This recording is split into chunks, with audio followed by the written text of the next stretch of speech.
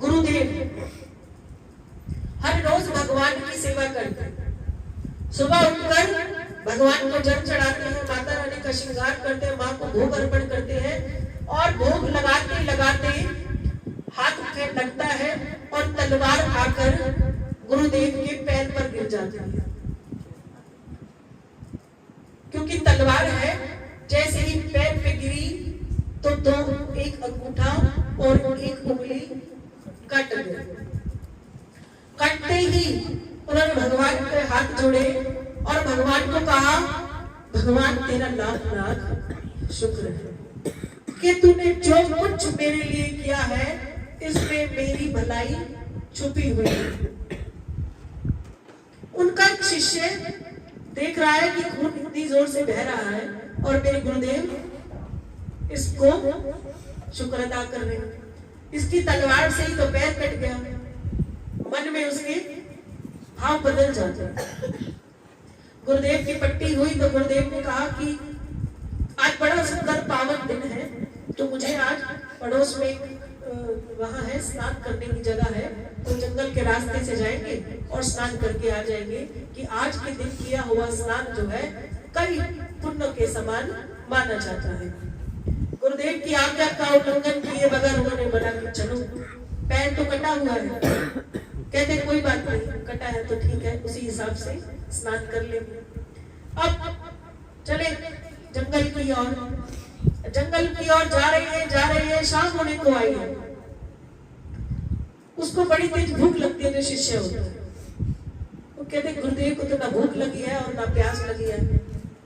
तो वो गुरुदेव उसकी भाषा को समझ जाते हैं। गुरुदेव कहते हैं ऐसा कर, मैं यहाँ बैठा हूँ और तू जा थोड़ा सा जल ले।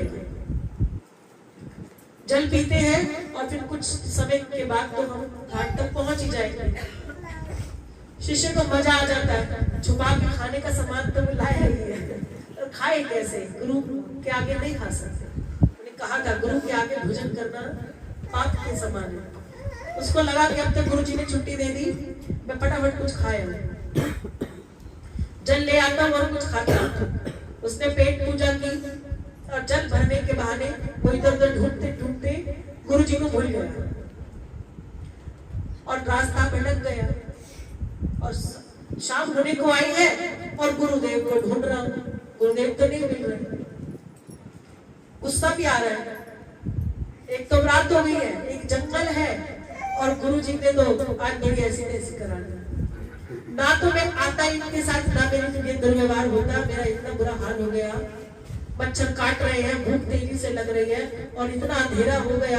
अच्छा सोचो हमारे साथ ऐसा हो तो क्या होगा? रोने धाड़े मारने लग जाएंगे, कहेंगे आज तो हम मर गए, शेर चीते आएंगे और हमें खा जाएंगे। इस डर के मारे वो एक पेड़ के साथ चिपक के खड़ा हो गया। अंधेरे में गुरुदेव तो मिलने वाले हैं नहीं और अंदर अंदर वो गुरुदेव को भी गालियां निकाल रहा है। वो सोच रहा है कि ये गुरुजी थे तो ये, इन्हें भी पता नहीं क्या लगी रहती है, कह के यहाँ बिठाकर, और खुद मुझे लगता है कहीं इधर उधर चले जाएंगे। अब बेचारे गुरुदेव जो है वहां बैठे हुए कि भी शिष्य को बोला है तो शिष्य आएगा। ना तो गुरुदेव आगे बढ़े और शिष्य भी पेड़ के सहारे खड़ा रहा कि भैया अब आगे गया तो मौत हो जाएगी। करते करते रात हो गई। आदिवासियों का नाम सुना है आपने? जो जंगलों में रहते हैं, तो जो आदिवासी थे वो आप पहुंच गए वहां पर और उन्होंने उस व्यक्ति को देखा तो उनको कैद कर दिया। अब गुरुदेव ने तो बड़ी समझदारी के साथ कहा, उनको समझ में नहीं आया, भाषा नहीं समझते थे। छीना झपटी की और गुरुदेव को गोदी उठाया और तट की ओर ले गए। जैसे तट पर ले गए, वहां मशालें जलाई और खूब पाठ पूजा की। गुरुदेव ने पहले मंदिर दर्शन करने हैं और फिर स्नान करना है। दिन वही है क्योंकि आए भी उसी दिन के लिए है। तो जैसे ही सारे आदिवासियों ने उठाया और इशारा करा, जल की तरफ जाओ और नहा के आओ। अब गुरुदेव ने कहा कि इनको क्या समझाऊं, अब समय बीत रहा है। गुरु जी ने अपना डुबकी लगाई, नहाकर भगवान को कहा कि तेरा लाख लाख शुक्र है कि जो तू करती है सो बहुत अच्छा करती है, और जो तूने किया उसमें मेरी कोई ना कोई भलाई है। जब वो ऐसी बात कर रहे हैं, आदिवासी सुन रहे हैं कि क्या बात कर रहे हैं। जब वो ऐसे हाथ करके ऊपर करते तेरा लाख लाख शुक्र है, तो आदिवासी समझते हैं कि ये शुक्र कर रहे हैं। अपनी भाषा में कहते हैं इसे पता नहीं है इसके साथ आधे घंटे बाद क्या होने वाला है। क्या होने वाला था उनके साथ? वहां मां काली की पूजा हुई, और उसके बाद जो भी जंगल में मानव जाति पाई जाती थी उसकी वो बलि चढ़ाते थे। कह दो जय माता। आदिवासी आपस में कह रहे कि कर ले जितना मर्जी शुक्र, अभी थोड़ी देर के बाद तो इसका काम हो जाएगा। फिर वो काली मंदिर ले गए और वहां माता रानी का माथा टिकाया, और जो महारानी की पूजा का सिंदूर था वो उसके माथे पर लगाया। महारानी के जो फूल थे गर्दन से उनके उतार के और उसे फूल पहना दिए, नींबू की माला डाल दी, और उनको जितना भोजन उनके लिए भोग के लिए लगाया था वो सारा भोजन गुरुदेव को खिला दिया, और उसमें सब प्रकार की मिठाइयाँ फल फूल सब खा लिया। और गुरुदेव ने फिर शुक्र करा कि हे माँ, तू जो कुछ करती है मेरे भले के लिए करती है, और तेरा लाख लाख शुक्र है। अच्छा जी, शुक्र करा। फिर आदिवासी देख रहे हैं कि अभी इसको पता नहीं है इसके साथ क्या हुआ। जैसे ही चाँद पूरा हुआ, लोटा जल का उठाया और कहा कि इशारा करा कि इनको जल चढ़ाओ, और चढ़ाने के बाद यहाँ लेट जाओ। तब देखा कि तलवार तैयार है। गुरु जी ने फिर हाथ ऊपर करे और कहा महारानी, जो तू करती है मेरे लिए बहुत अच्छा करती है, और आगे भी जब तू मेरे लिए करेगी ना उसके लिए मेरी कोई ना कोई कृपा छुपी हुई है। जैसे ही उसे लिटाया और तलवार बिल्कुल तैयार है, और जिसने उनकी बलि करनी है उनको बुलाते हैं, वो माँ की पूरी पूजा करते हैं, और गुरुदेव को कहते हैं जाके महारानी का माथा टेको। टेका माथा और लिटा दो। लिटाते ही जोर जोर से शोर मचाने लगे कि क्या हो गया, क्या हो गया। वो कहते गलत बंदा उठा लाया। अपनी भाषा में कहते हैं बंदा गलत है। आपस में बात क्यों, क्या गलत है? कह रहे ये तो खंडित है, इसका तो उठाई कटा। आपस में लड़ाई करने लग गए, है ना। मार पिटाई तो नहीं हुई होगी, वो कृपा होगी महारानी की, लेकिन वो दुखी हो गए सारे। कहते सुबह से इसको नहला रहे धुला रहे, महारानी माँ काली के समान इसकी पूजा कर रही है, और सब कुछ इसको खिला पिला दिया। अब जब चाँद बिल्कुल ऊपर है और पता चला ये तो खंडित है, और खंडित व्यक्ति की कभी बलि होती नहीं है। जिनको उन्होंने पकड़ा था, जो उनका बड़ा था, वो उनको गुस्सा करने लगा कि आज तो तुमने इतना जो अच्छा दिन था उसे खराब कर दिया।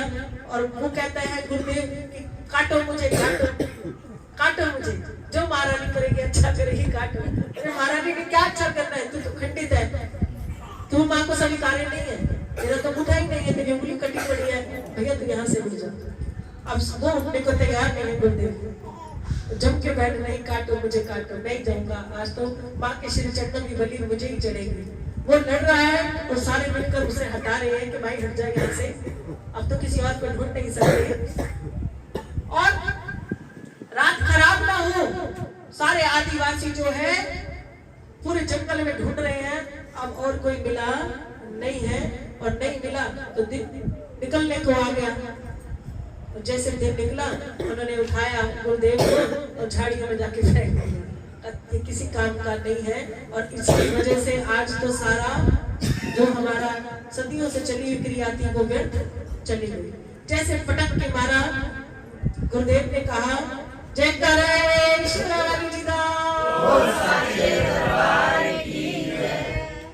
महारानी, जो कुछ तू मेरे लिए करती है उसमें मेरा भला छुपा हुआ।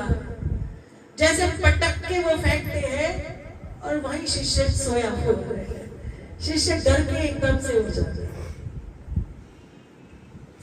ठीक, कैसे तिलक विलक लगा है, माला वाला सब ठीक ठाक। गुरुदेव कहाँ चले गए थे? सारी रात से आपको ढूंढ रहा हूँ, है ना। और ये देखो सारे मच्छर काट के मेरी हालत देखो, भूख के मारे मेरा पेट में चूहे कूद रहे हैं, होंठ मेरे सूख चुके हैं, और न जाने अगर कोई सांप आकर मुझे काट जाता तो आज मेरा तो आप मुझे नहीं मिलते और मैं आपको नहीं मिलता। तो भगवान गुरुदेव ने कहा कि हे भगवती माँ, तेरा लाख लाख शुक्र है, जो कुछ तू करती है उसमें सबकी भलाई छुपी हुई है। और ऐसी बात सुन के शिष्य को और गुस्सा आता है, कहता गुरुदेव बस चुप हो जाओ, आज के बाद ये वाली बात मत बोलो। कहने लगे क्यों, क्या हो गया? कहते क्या भलाई है? दर्शन करने गया था, दर्शन नहीं हुए, स्नान नहीं किया, आप गुम हो गए, सारी रात दीवार इसके पेड़ के सारे खड़ा रहो, कीड़े मकोड़ों ने मुझे काट काट के मुझे लहूलुहान कर दिया और आप उसका शुक्र कर रहे हैं। तो गुरुदेव ने उसे वहां बिठाया और कुछ सामग्री उनके पास थी, उसको प्रसाद के रूप में दी कि तू खा और शांत हो जा, और फिर एक बार कह दे कि महाराज जो तू करती है वो भले के लिए करती है, कि मैं नहीं कहूंगा गुरुदेव, और मुझे आप पर भी बहुत गुस्सा आ रहा है, आप गए कहाँ थे? गुरुजी ने सारी कथा उसको सुनाई। तो उसने कहा काश मैं भी आपके साथ होता, तो मैं भी अच्छा सा खाता, भोजन करता, स्नान करता, और इतना अच्छा दिन मैंने गवा दिया। गुरुदेव ने कहा कि बेवकूफ, जो कुछ हुआ सो बहुत अच्छा हुआ, अगर तू मेरे साथ होता तो तू आज यहाँ ना होता, क्योंकि मेरा बेटा देखकर वो मुझे तो फेंक ही चुके हैं, और वो तुझे देखते कि तू पूरा साबुत है, तो भगवती की बलि तू चढ़ गया होता। तो कह दो जयकारा वाली जी दा।